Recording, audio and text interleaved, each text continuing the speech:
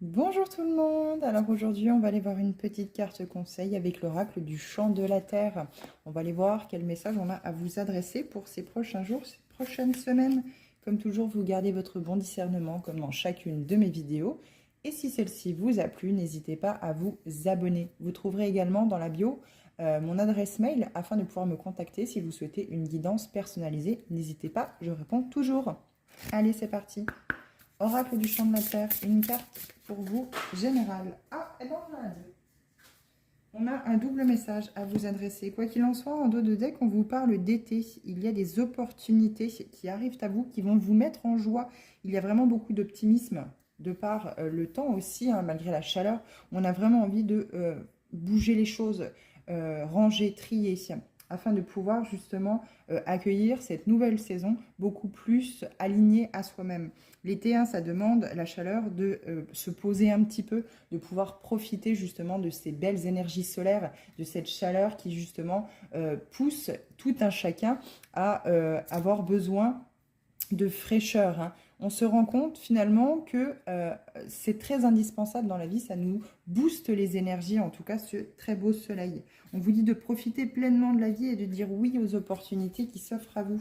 Quoi qu'il en soit, celles qui sont tombées, qui sont le message qu'on vous adresse, on vous parle de montagne, de force, de constance et de stabilité. Il y a besoin aussi également, j'entends, de vous ancrer ici pour justement retrouver votre force vitale. Cette force justement que vous allez puiser dans la terre afin de pouvoir en tirer le meilleur justement pour pouvoir vous donner beaucoup plus la possibilité d'accueillir ces nouvelles opportunités, cet optimisme et cette joie dans votre vie.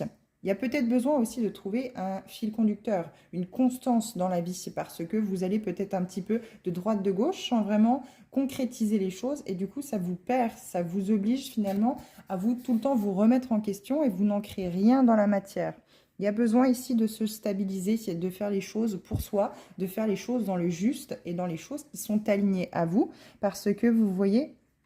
La deuxième carte, c'est la lune, c'est l'intuition, c'est le féminin sacré ici. Il y a besoin de porter en équilibre l'action et l'intuition. Vous devez d'abord faire appel à votre intuition, à ce côté féminin sacré, pour ensuite passer à l'action, prendre des décisions qui sont alignées et justes pour vous. L'un ne va pas sans l'autre, le féminin sacré ne va pas sans le masculin sacré. Il est question d'équilibrer ici les deux polarités. On vous parle de phase, de féminité et d'émotion.